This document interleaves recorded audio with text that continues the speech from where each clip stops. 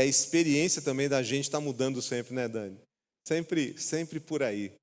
Eu quero compartilhar com você nessa noite sobre um tema que ele é especial do ponto de vista da espiritualidade, do ponto de vista da vida com Deus, do ponto de vista do exercício de uma experiência de vida transformadora. É um tema extremamente poderoso. Eu disse para você que nesse mês a gente vai tratar de 2 temas durante esses domingos, e eles são gratidão e generosidade. Na semana passada, nós tratamos a respeito de gratidão. E nessa noite eu quero convidar você a refletir sobre o tema generosidade. Então abra sua Bíblia na segunda carta de Paulo aos Coríntios, 2 Coríntios, capítulo 8. Nós vamos ler 2 trechos, capítulo 8 e capítulo 9. 2 Coríntios, capítulo 8, nós vamos ler do versículo 12 ao 15. Depois a gente vai para o capítulo 9 e vamos ler mais um trecho no capítulo 9. Então, segunda carta de Paulo aos Coríntios, capítulo 8, nós vamos ler do versículo 12 ao versículo 15. 2 Coríntios, capítulo 8, versículos 12 a 15. Depois nós vamos para o 9, no versículo 6. Então veja lá, 2 Coríntios, capítulo 8, versículo 12 ao 15. Porque se há boa vontade, será aceita o que o homem tem e não segundo o que ele não tem.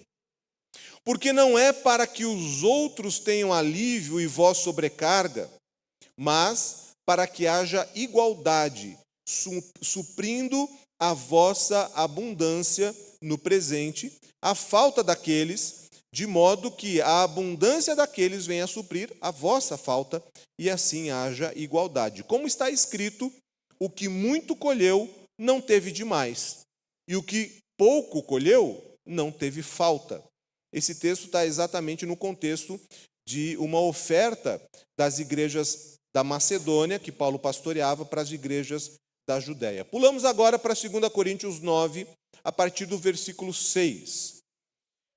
2 Coríntios 9, a partir do 6. E isto afirmo, aquele que semeia pouco, pouco também colherá. E o que semeia com fartura, com abundância também colherá. Cada um contribua segundo tiver proposto no coração, não com tristeza ou por necessidade, porque Deus ama a quem dá com alegria.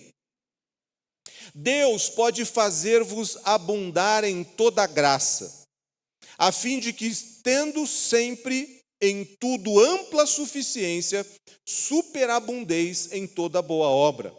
Como está escrito, distribuiu, deu aos pobres, a sua justiça permanece para sempre. Ora, aquele que dá semente ao que semeia e pão para alimento, também suprirá e aumentará a vossa sementeira e multiplicará os frutos da vossa justiça, enriquecendo-vos em tudo, para toda generosidade, a qual faz que por nosso intermédio sejam tributadas graças a Deus. Porque o serviço dessa assistência não só supre a necessidade dos santos, mas também redunda em muitas graças a Deus, visto como, na prova desta ministração, glorificam a Deus pela obediência da vossa confissão quanto ao Evangelho de Cristo e pela liberdade com que contribuís para eles e para todos. Enquanto oram eles a vosso favor com grande afeto, em virtude da superabundante graça de Deus que há em vós, graças a Deus pelo seu dom inefável. Senhor amado, te pedimos que a tua palavra, Senhor, trate de nós, a tua palavra nos sustente, a tua palavra, Senhor, seja para nós caminho muito claro, eu te peço, Revela, Senhor, a tua vontade, revela, Senhor, o teu propósito, revela, Senhor amado, a nossa vida em tuas mãos. Pai querido, que nós sejamos alimentados por ti, a voz do teu Espírito seja poderosa sobre nós, em nome de Jesus. Generosidade. Para que a generosidade, para que toda generosidade possa ser demonstrada, diz esse texto. Esse é um ensinamento e também um reconhecimento que Paulo faz às igrejas que ele pastoreava por causa do resultado daquilo que foi essa coleta, essa oferta que a igreja enviou para a igreja da Judéia, de Jerusalém. Generosidade é uma marca do cristianismo. Em 1984, minha mãe faleceu e nós morávamos em Ivaiporã e ela teve um processo de câncer na época, não é? E ela foi então definhando pouco a pouco. E lógico, os gastos eram muitos, né? A alimentação tinha que ser diferente, os cuidados tinham que ser sempre muito próximos e rápidos, e era tudo na base do dinheiro, né? Não existia plano de saúde naquela época, e assistência médica também não era universal como é o SUS hoje em dia. E eu lembro muito bem, num dia onde eu estudava à tarde, e eu então cuidava da casa de manhã, fazia almoço e a gente depois ia para o colégio. E naquela manhã, eu me preparando ali para fazer a comida para a gente, minha mãe já não tinha mais capacidade de cuidar de nada, não conseguia se locomover e necessitava de cuidado muito intenso. E aí eu olhei o que tinha para comer, né? Então, o que tinha para comer? Um resto de arroz e um resto de fubá. Falei, bom, então, né, o grande mestre da culinária francesa, né, com 13 anos de idade, eu falei, bom, eu vou fazer o que tem, né? Ou seja, tinha só aquilo e não tinha dinheiro para mantimento naquele dia e possivelmente nem no dia seguinte.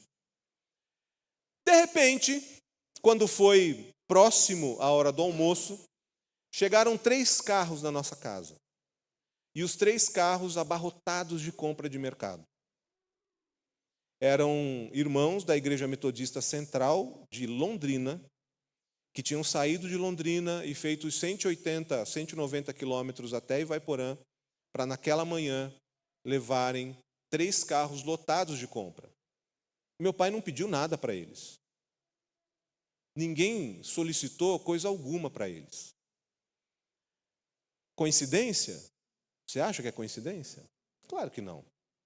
É o mover de Deus suprindo necessidades. É o mover de Deus agindo no coração de pessoas que com generosidade se deslocaram, perderam a sua manhã e também a sua tarde, perderam, entre aspas, né? Investiram a sua vida em demonstrar generosidade para uma família que passava necessidade, sem eles saberem. Mas como é que eles sabiam?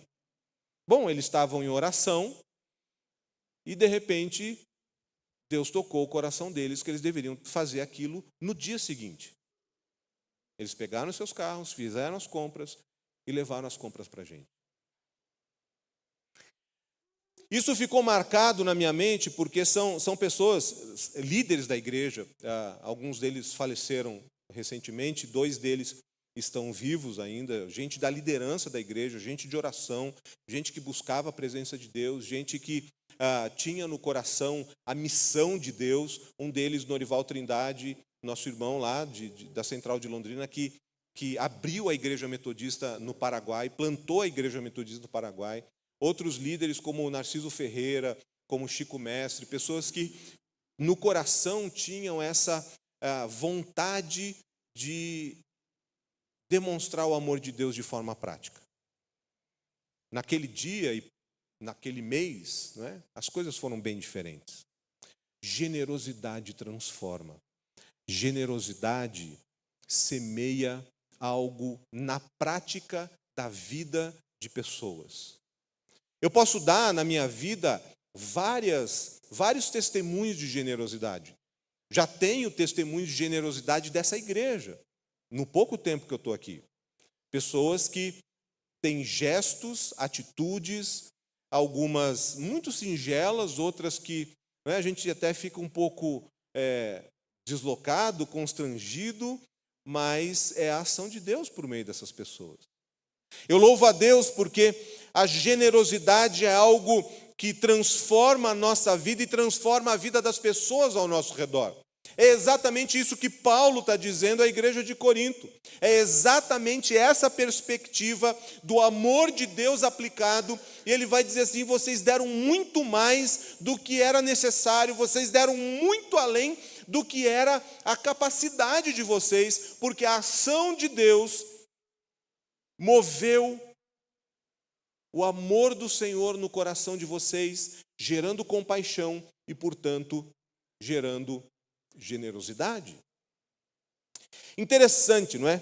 Nós temos na nossa herança como denominação, por exemplo, o exemplo de Wesley, logo no início, antes ainda do movimento metodista, não é? Ter corpo lá na Inglaterra. Eu já contei essa passagem para alguns. Ele chegou um dia no quarto dele, ele tinha gastado dinheiro comprando alguns quadros, ele morava dentro da Universidade de Oxford, e ele comprou alguns quadros, e de repente ele viu a governanta que limpava o quarto chegar no meio do inverno com pouca roupa, e ele falou assim: eu preciso ajudar essa mulher, porque ela deve estar passando muito frio. E ele coloca a mão no bolso, e o dinheiro que ele tinha, que não era muito, ele tinha gastado com quadros, e aquilo impactou o coração dele. Ele falou assim: meu Deus, meu dinheiro está na parede, e não na vida das pessoas. Ele conseguiu fazer uma pequena ajuda, mas ele sabia que aquilo não ia ser tão grande como se aquele dinheiro que estava pendurado na parede dele pudesse ajudar a pessoa. Interessante porque quando os metodistas, lá do início do movimento, lá nos 1700, quando perguntavam como é que se mexe com dinheiro, Wesley dizia assim: 3 regras simples: você ganha tudo que puder, você economiza tudo que puder, mas você dá tudo o que puder. A ideia que ele dizia, por exemplo, vinha da própria vida dele. Em 1731, ele começou a limitar as suas despesas, para poder ter mais dinheiro para dar, para contribuir com as pessoas, os pobres da Inglaterra. 1700, Revolução Industrial, concentração de gente nas cidades, marginalidade, pobreza. E ele registrou que em um ano, ele trabalhando em Oxford, a renda dele foi de 30 libras por ano. 30 libras por ano. Ele gastou 28, então ele anotou que ele tinha 2 libras para doar. No ano seguinte, a renda dele dobrou. Mas ele passou a ganhar 56 libras, mas ele ainda decidiu viver com 28 libras, que era o que ele tinha gasto no ano anterior. Sobrando, então, 32 libras para doar. No terceiro ano, sua renda saltou para 90 libras por ano. Novamente, ele viveu com as 28 libras, doando 62 libras. No quarto ano, trabalhando como professor em Oxford, ele ganhou 120 libras no ano. Ele, então, viveu esse ano com 28 libras e doou 92 libras. Interessante, porque ele acreditava que o aumento de renda, o padrão de doação do cristão devia aumentar e não seu estilo de vida ficar mais caro. Interessante, não é? No movimento metodista, com o crescimento do movimento, não é? Muitas publicações, ele abriu editora, os metodistas criaram um banco para emprestar dinheiro, porque naquela época, se a pessoa ficasse devendo 50 centes, que já era muito dinheiro, né? Você entender que 90 libras era o salário de um ano, a pessoa ficava devendo 50 centavos e se ela não conseguisse pagar, ela era condenada à morte pela forca, ela era enforcada. Os metodistas, então, criaram um banco para fazer empréstimos sem juros, para que as pessoas não morressem por pequenas dívidas. Essa ideia de que quem tem pode salvar vidas, estava muito presente, está muito presente no nosso jeito metodista de ser. A generosidade é uma virtude, é uma das possíveis definições de dar coisas boas aos outros de forma gratuita e abundante. Isso é generosidade. Generosidade é uma virtude de dar coisas boas aos outros de forma gratuita e abundante. A generosidade pode ser de várias formas. Ela pode ser com dinheiro, que é aquilo que primeiro vem à mente das pessoas. Ela pode ser com tempo, doação de tempo. Pode ser doação de atenção. Ela pode ser a generosidade, ajuda dos mais diversos tipos. Pode ser incentivo. Normalmente as pessoas colam do lado das outras para tentar sabotar os planos delas, né? É generosidade você incentivar o plano das pessoas, a vida das pessoas, você conseguir compreender como que a sua vida pode ajudar outras pessoas. Generosidade também é disponibilidade emocional. São alguns conceitos que vão construindo essa ideia de generosidade que vai além do dinheiro. Porque às vezes fala de generosidade, as pessoas pensam em dinheiro, só em dinheiro. Mas já pensou que generosidade pode ser disponibilidade emocional? Interessante, não é? Porque a generosidade ela é um comportamento, ou pode ser compreendido como um comportamento de ajuda, pode ser entendido como uma ação de cooperação, onde alguém gera um benefício para o outro sem esperar nada em troca. A generosidade, eu estou conceituando para que você possa abrir a sua compreensão a respeito disso, ela pode ser definida com a palavra altruísmo. E altruísmo é a capacidade de ser motivado a querer o bem-estar do outro. Me parece que a gente está muito deficiente de comportamentos generosos. Uma outra palavra que é usada para generosidade é comportamento pró-social. A ideia de que eu posso gerar ações benéficas para outras pessoas. Mas isso é generosidade bíblica? Olha, deixa eu te dizer, a generosidade bíblica é mais ampla, mais profunda e mais transformadora do que estas definições que eu estou dizendo para você. Porque generosidade, do ponto de vista espiritual, do ponto de vista cristão, ele é adoração, ele é louvor a Deus, para Jesus. Por quê? Porque Jesus é o exemplo maior de generosidade. Deus amou o mundo de tal maneira que deu seu Filho unigênito. Jesus é a encarnação, a materialização de um sentimento de querer o bem, porque é isso que Deus quis com Jesus, para dar vida, vida eterna, vida plena, vida abundante. Deus doa Jesus, doa o seu Filho unigênito, para que o plano de salvação seja consolidado. A ideia de que a generosidade nos reorienta nesse mundo, porque nós vemos o exemplo de Deus em Cristo e, então, corrigimos as nossas rotas. A generosidade transforma as pessoas ao nosso redor. A generosidade é contagiosa. Ela está implícita no fruto do Espírito. Você lembra quais são os frutos do Espírito? Amor, alegria, paz, paciência, bondade e benignidade. A expressão da bondade e benignidade, ela se dá tanto pela compaixão como pela generosidade. A bondade é a expressão de um interior tornado benigno. Como diz Jesus, se os teus olhos forem bons, todo o teu corpo será luz, mas se os teus olhos forem maus, você estará em grandes trevas. A bondade é a expressão de um coração transformado. E a generosidade é a expressão dessa bondade que é fruto de um coração transformado.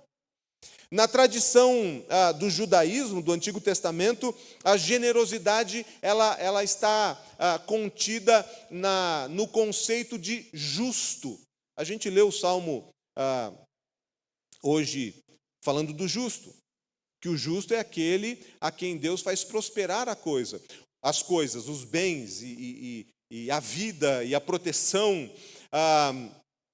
A ideia do justo, que é a palavra no Antigo Testamento tzedaká, ou da justiça, não é? O justo é o tzedek, ele pratica a generosidade como estilo de vida.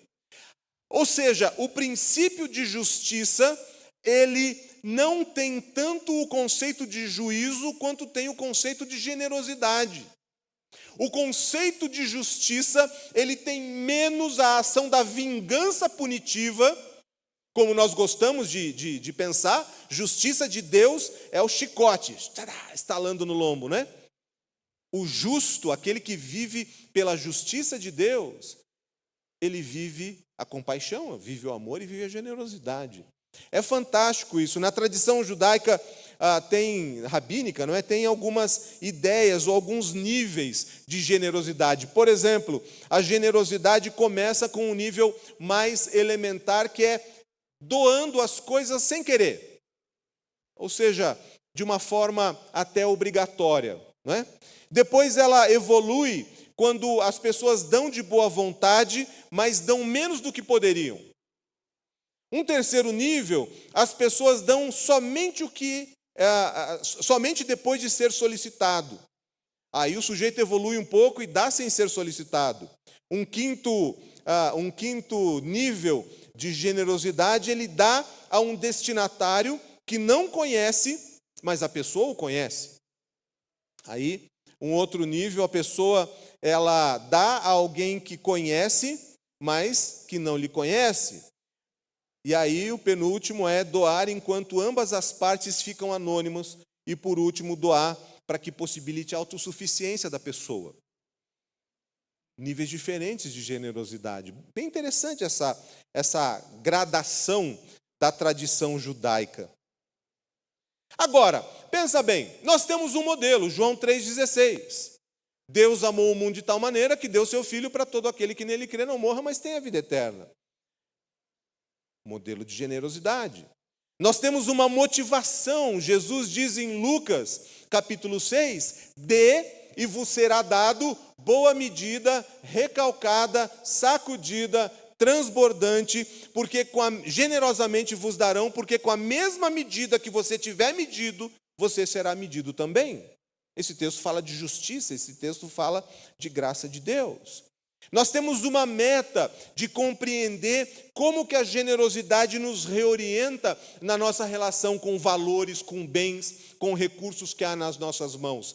Jesus diz no Sermão do Monte, não acumuleis para vós tesouros sobre a terra, onde a traça e a ferrugem corroem, e onde os ladrões escavam e roubam, mas ajuntai para vós tesouros nos céus, onde traça nem ferrugem corrói, e onde ladrões não escavam nem roubam, porque onde está o teu tesouro, aí estará também o teu coração.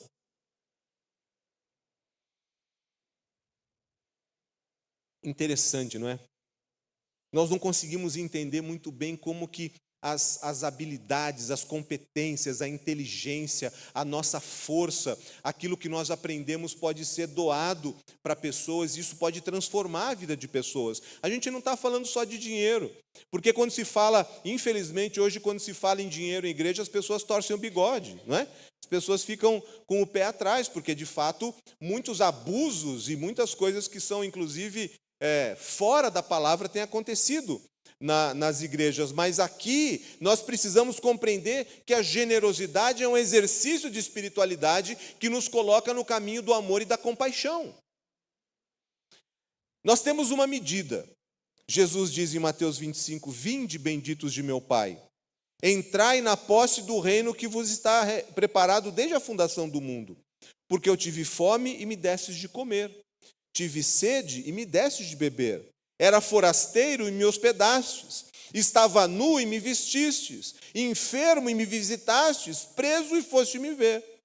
Então perguntarão os justos, Senhor, Quando foi que te vimos com fome e te demos de comer, ou com sede e te demos de beber? Quando te vimos forasteiro e te hospedamos, nu e te vestimos, e quando te vimos enfermo ou preso e te fomos visitar?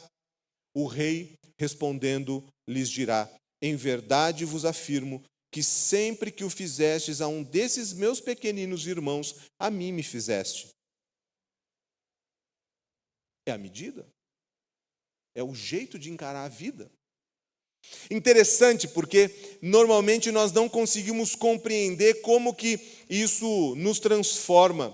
Um relato de um terapeuta, escritor americano, ele diz que um sujeito extremamente rico, bilionário, chegou no consultório e reclamando da vida, do mundo e tal, né?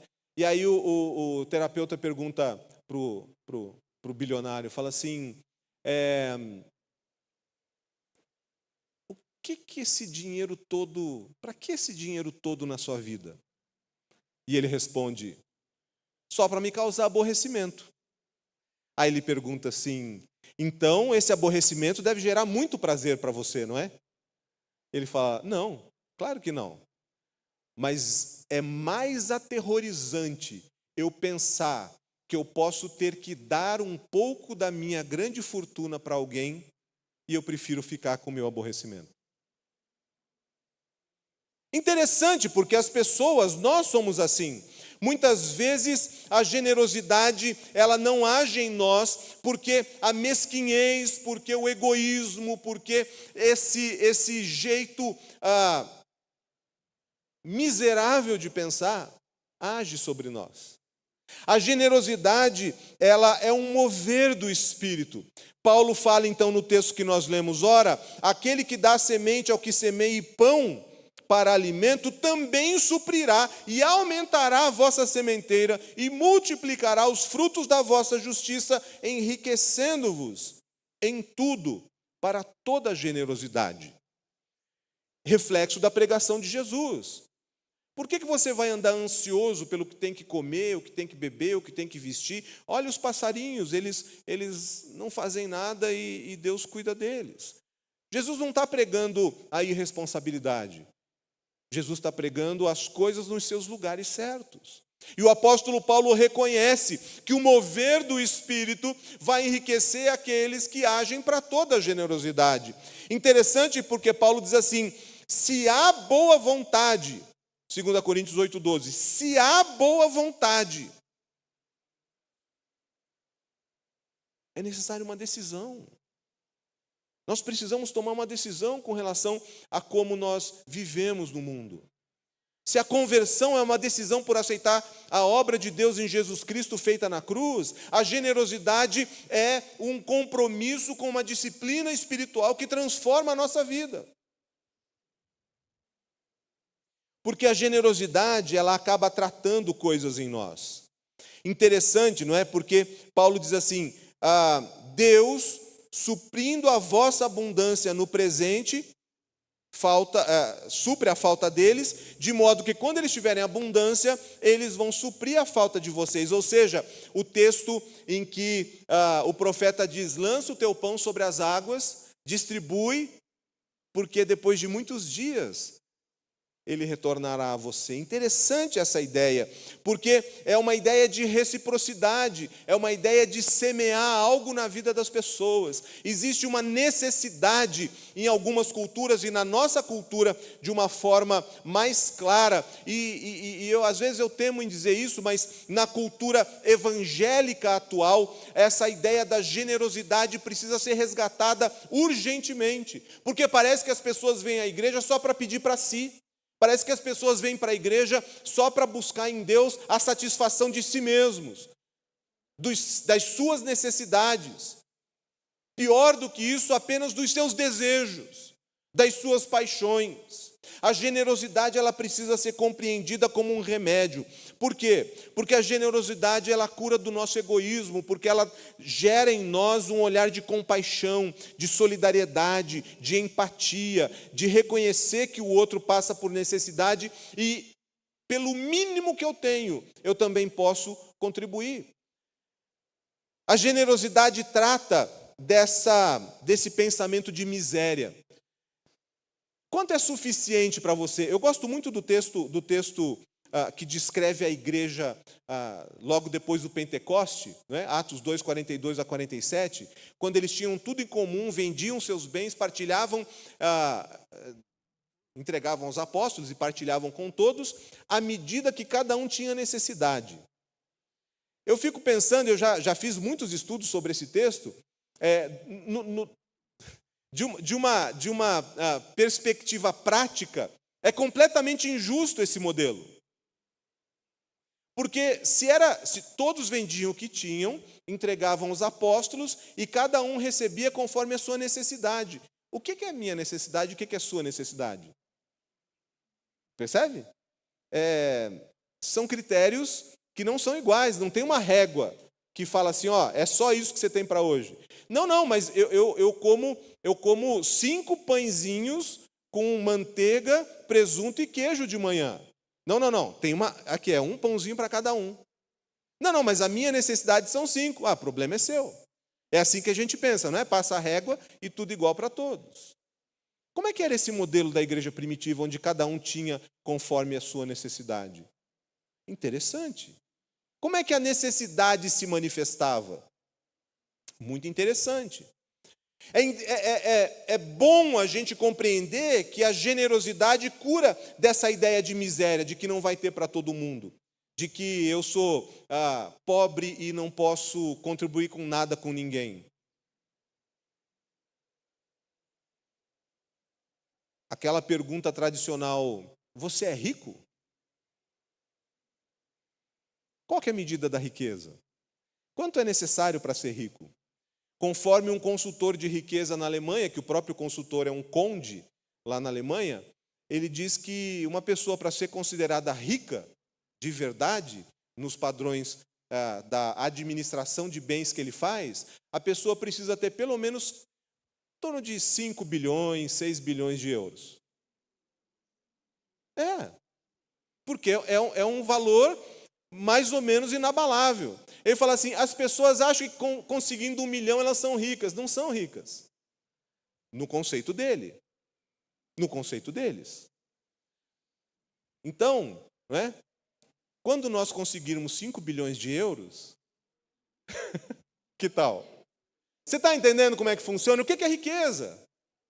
Pensa, não é? A Loeci trouxe alguns exemplos de lugares onde a pobreza é a regra.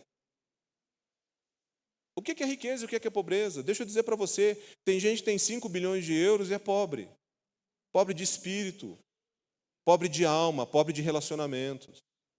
O dinheiro não significa riqueza. Sabe qual que é a medida bíblica?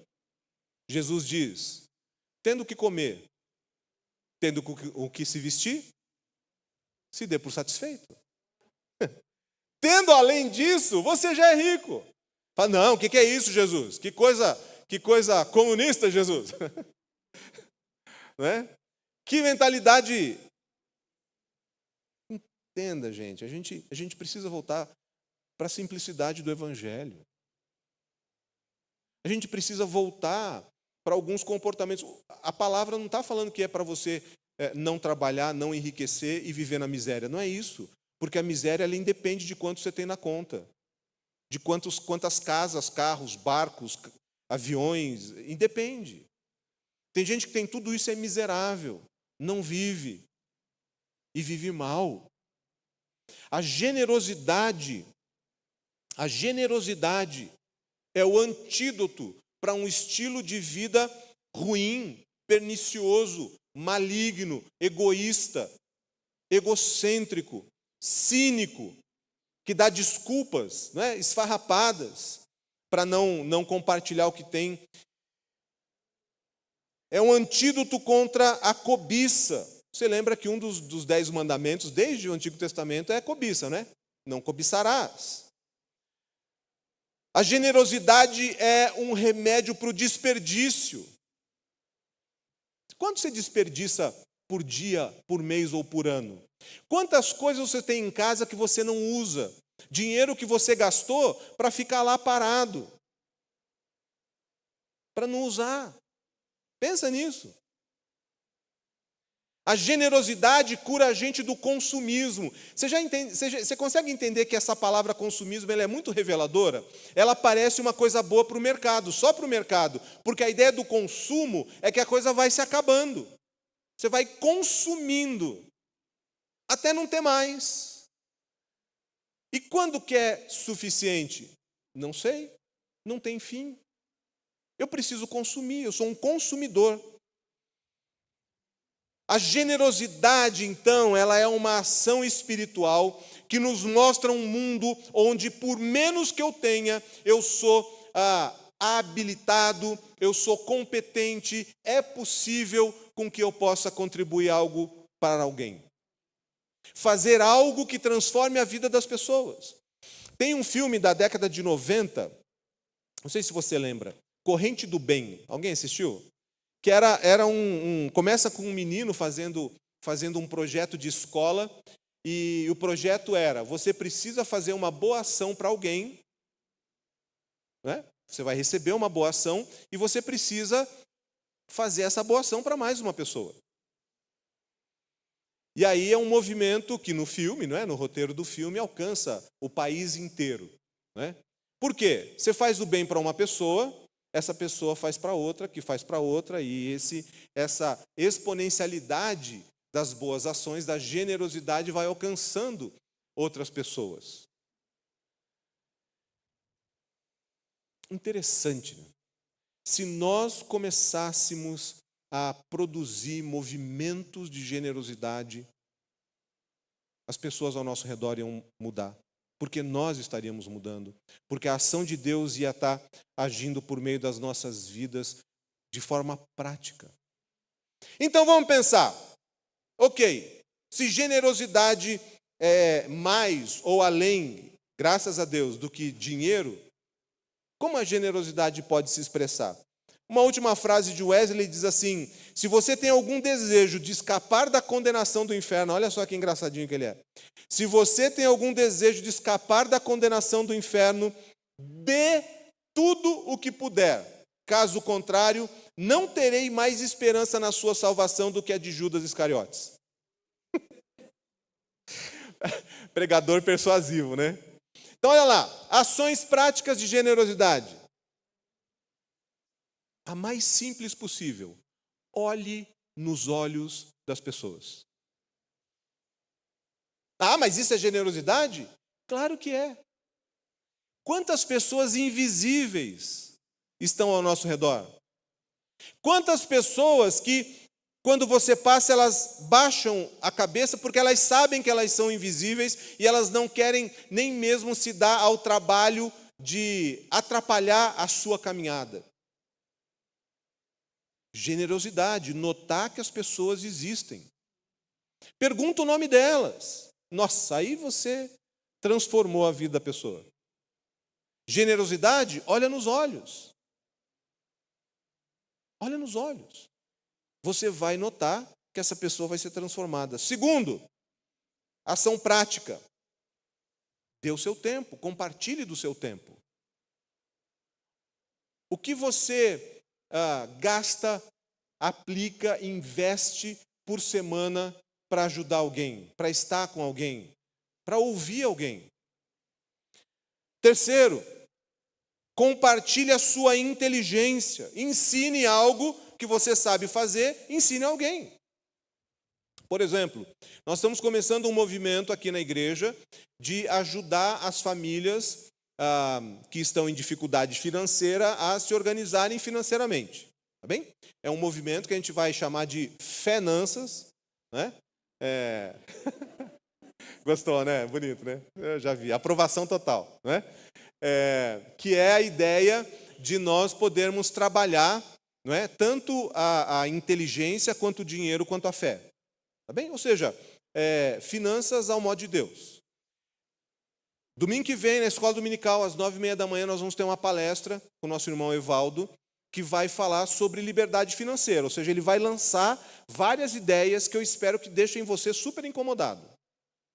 No dia 4 de maio, sábado, nós vamos ter um momento de ministração sobre o princípio de mordomia cristã. Mordomia cristã é um conceito bíblico onde nós entendemos que todos os recursos, qualquer valor, qualquer inteligência, habilidade, competência que nós temos, são recursos de Deus, da criação de Deus, que podem ser usados em favor das pessoas. E aí, depois disso, nós vamos ter oficinas, para ensinar a fazer orçamento, entender o que é gasto, entender por onde é o ralo que o seu dinheiro tem ido embora, por onde ele tem evaporado. E aí, então, coisas básicas. Porque tem gente que nem sabe o que é um orçamento, nem sabe fazer um orçamento. Então, a gente vai ter momentos práticos para você entender o relacionamento com o dinheiro. Assim, mas igreja tem alguma coisa a ver com isso? Claro que tem. Por quê? Porque essa riqueza que Deus coloca nas nossas mãos é para que seja bênção sobre a tua vida e possa abençoar a sociedade também.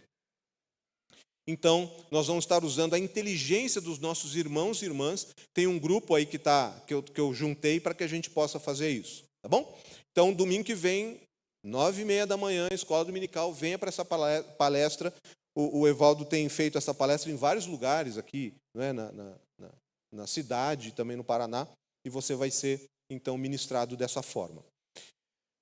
Generosidade, que recursos que você tem? O que está parado na sua vida que você pode investir em outras pessoas? Pensa nisso. Dê dinheiro. Eu estava lendo, na preparação dessa mensagem em específico, um dos homens mais ricos do mundo, um investidor chamado Warren Buffett, ele recentemente doou 85% da sua riqueza para uma instituição de caridade, que é a instituição que o Bill Gates e a Melinda Gates desenvolvem para desenvolver vacina, pesquisa em cura de doença e tal. 85% da sua riqueza. Sabe quanto isso significa? 31 bilhões de dólares. Ele doou. Mas é fácil, né? Com 15%, faz as contas aí, quanto é que dá? Dá um bilhãozinho aí, sobra aí, né? Sobra uns troquinhos, né? A questão não é essa, a questão é, o que você tem pode abençoar a vida de alguém? 2 conselhos. Torne a generosidade de compartilhar um hábito na sua vida. E torne a generosidade uma expressão de adoração e louvor a Deus. Generosidade é um exercício espiritual. Que Deus possa nos ensinar, que Deus possa nos mostrar esse cuidado, que Deus possa revelar isso na nossa vida, nos curando de uma vida miserável, mesquinha, egoísta, menor, para que Deus nos transforme em nome de Jesus. Amém? Então tá bom. Eu sei que essa palavra, ela tem muito conteúdo, e eu espero que o Espírito Santo continue a ministrar a sua vida nesse sentido, tá bem? Eu não fui específico em vários pontos que eu gostaria de ser específico aqui, mas eu espero que você possa ter compreendido um pouco mais a respeito da generosidade. Vamos orar? Feche os teus olhos. Senhor amado, em nome de Jesus, nós queremos, Senhor, aprender de Ti, Senhor. Nós queremos ver que o Senhor deu o Seu Filho, o Senhor entregou o Seu Filho a nosso favor.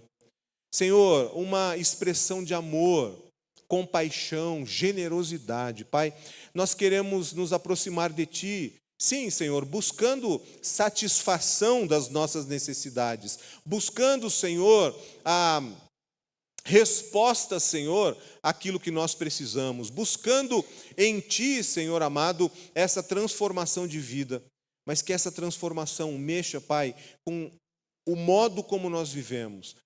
Mude, Senhor, a forma como nós nos relacionamos com dinheiro, com valores, com bens, com instrumentos, com o próprio conhecimento, Senhor, em nome de Jesus, eu te peço, trata do nosso coração.